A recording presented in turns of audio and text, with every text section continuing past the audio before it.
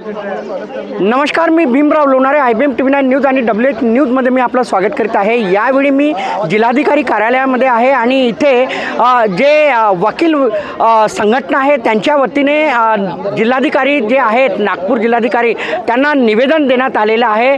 निवेदन नेमकं कसल्या संदर्भात आहे तर EVM हटाओ देश बचाओ या संदर्भात वकील जी संघटना आहे त्यांनी निवेदन दिलेलं आहे। काय सांगाल, काय नाव आहे तुमचं? शबाना दीवान। आज आपने निवेदन दिए हैं, क्या बताना चाहोगे? हम यही बताना चाह रहे हैं कि जो जनता का जो वोट है, जो वोट दिया, जो डेमोक्रेसी के लिए बहुत इंपॉर्टेंट है, तो वो वोट का वायलेशन हो रहा है। वो पता है सही तरीके से इस्तेमाल नहीं हो रहा है और जनता उससे सेटिस्फाई नहीं है। इसलिए हम चाहते हैं कि जनता की आवाज़ को हम लोग ऊपर सुप्रीम कोर्ट तक के और एडमिनिस्ट्रेटर तक के पहुँचाएँ और EVM का जो भी है उसको हटाना चाहिए। सर, ये EVM आंदोलन जो है ये 22 तारीख से इसकी एक कोर कमेटी है EVM हटाओ की, जिसमें Nitin Rude sir, Parmar sir, Chauhan sir, Kamal Satuja sir, सभी लोगों ने इसमें एक जन जागृति का अभियान छेड़ा हुआ है। आज हमने जो निवेदन दिया है ये 22 तारीख से हमने बाकायदा इसका पंडाल लगाया हुआ है संविधान चौक के ऊपर में, और 22 तारीख से चालू है साइनिंग कैंपेन। तो आज हमने जो निवेदन दिया है इसके अंदर 4000 साइन करके दिए हैं और हम ये बताना चाहते हैं कि ये कोई वकीलों का आंदोलन नहीं है, बल्कि ये सामान्य जनता की एक आवाज़ है।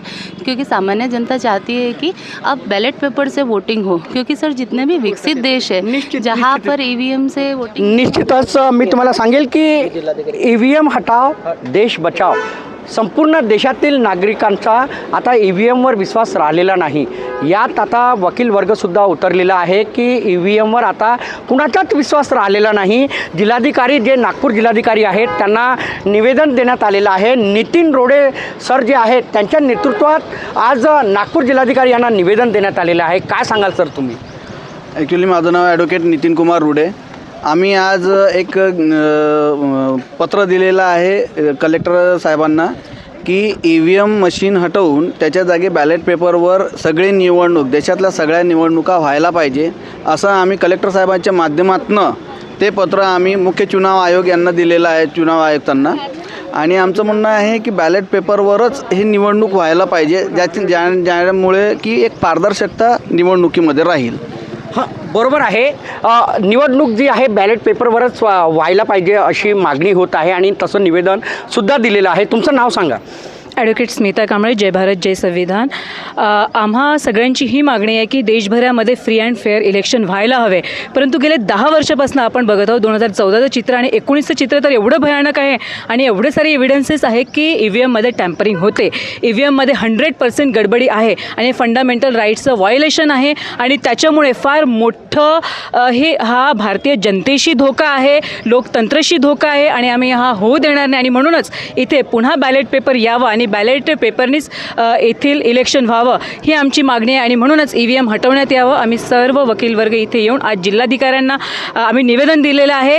सोबतच मला इथं असं म्हणू इच्छिते की जी सरकारी यंत्रणा आहे त्यांनी न्यूट्रल राहायला पाहिजे, तर ते आम्हाला कन्व्हिन्स करत आहे की EVM कशा प्रकारचं चांगलं आहे। शिवाय त्यांनी 35,000 EVM गावागावामध्ये, तहसीलमध्ये, जिल्ह्यामध्ये हे लोक फिरवीत आहे आणि EVM कसं चांगलं आहे याचं प्रात्यक्षिक दाखवून लोकांकडनं जबरदस्ती सह्या घेत आहे। तर याचं देखील आम्ही वकील वर्ग पुन्हा एक निवेदन देऊ की अशा प्रकारचे षडयंत्र त्यांनी थांबवावे आणि EVMच्या फेवरमध्ये लोकांच्या जबरदस्तीने सह्या घेऊ नये। हे लोकशाहीच्या विरोधात आहे आणि यावेळेस आम्ही EVM मशीननी चुनाव होऊ देणार नाही।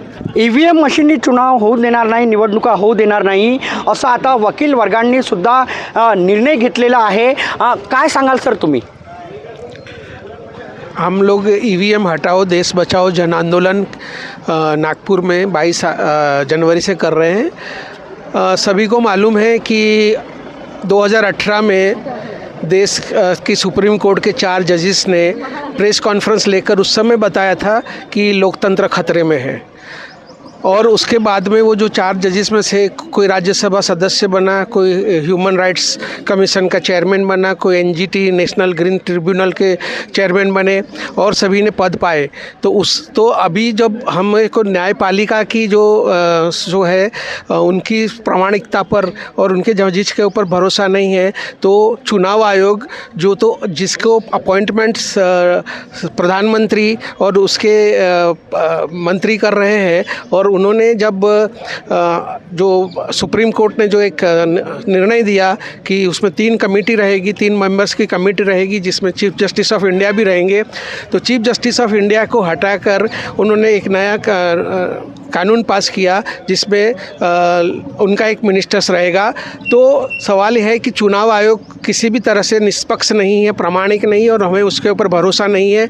बिल्कुल सत्य है, जब जो इलेक्ट्रॉनिक वोटिंग मशीन बना रही है भारतीय BEL, उसमें जो डायरेक्टर्स जो अपॉइंट है वो पूरे के पूरे भारतीय जनता पार्टी के डायरेक्टर्स है, जिनको उनका कोड जो होता है वो यानी मालूम उस पे रहता है। विश्वास नहीं है, बिल्कुल ईवीएम विश्वास नहीं है। इसीलिए आज आपने निवेदन दिए ना?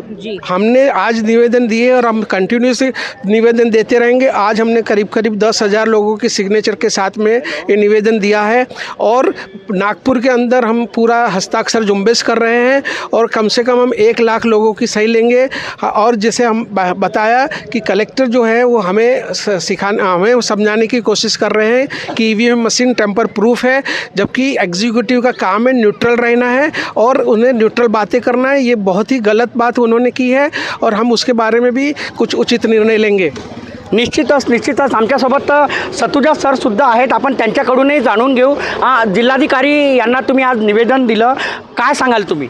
तुमचं नाव सांगा पूर्ण। मी ॲडव्होकेट कमल सतुजा, माजी अध्यक्ष जिला वकील संगठन नागपुर।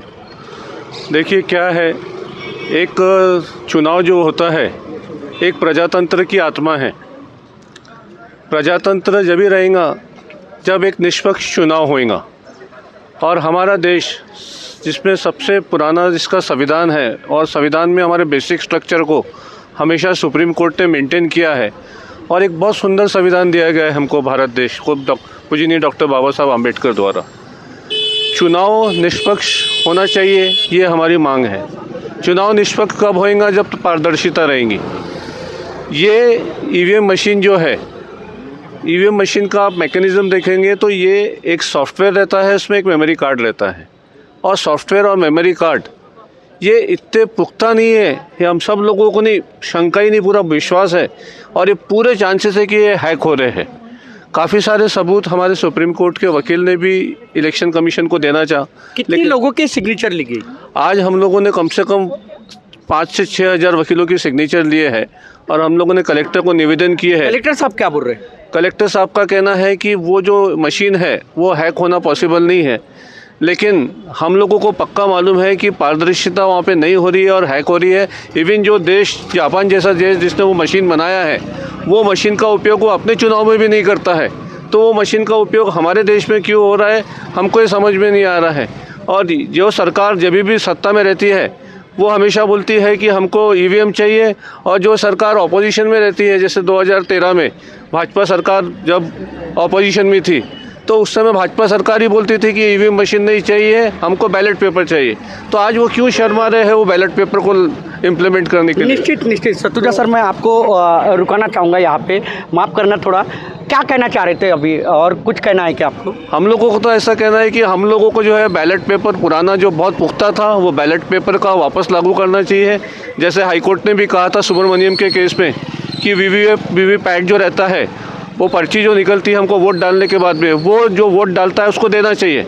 उसको मालूम तो रहना चाहिए कि मैंने जिसको वोट डाला वो वोट उसको मिला है कि नहीं मिला है। वो वीवीपैट के पर्ची के द्वारा मिलता है, तो वीवीपैट की पर्ची देने को क्यों शर्मा रहे हो? एक छोटी सी अगर वो पावती दे देते हैं तो मेरे को मालूम तो रहेगा कि मैंने बटन दबाया हाथी को, तो वो हाथी को ही वोट जा रहा है। मैं हाथी को बटन दबा रहा हूँ और घोड़े को वोट जा रहा है, तो मेरे को कहाँ से पता चलेगा? तो पारदर्शिता को जो टोटली नकारा जा रहा है। हमारा कहना है कि हमको ट्रांसपेरेंसी चाहिए, पारदर्शिता चाहिए, और हमारा वोट जहाँ हम वोट जिसको डाल रहे हैं उसको मिल रहा है कि नहीं मिल रहा है हमको कन्फर्म होना चाहिए। निश्चितच मी तुम्हाला सांगेल की EVM संदर्भात आता संपूर्ण देशामध्ये आक्रोश पेटलेला आहे आणि एकच मागणी आहे की EVM हटाव और लोकतंत्र को बचाव, अशी आता मागणी होत आहे। नागपुरातील जे वकील वर्ग आहेत त्यांनी नागपूर जिल्हाधिकारी यांना निवेदन दिलेलं आहे आणि त्यांची एकच मागणी आहे की बॅलेट पेपरवर निवडणुका घेण्यात याव्या आणि पारदर्शकता निवडणुकीमध्ये व्हावी, अशीच त्यांची एकूण मागणी आहे। तर आपण बघत राहा IBM TV9 news WH news. आमच्या चॅनलला लाईक करा, सबस्क्राईब करा, आयकॉन बेल बटन दाबण्यास विसरू नका। धन्यवाद, नमस्कार।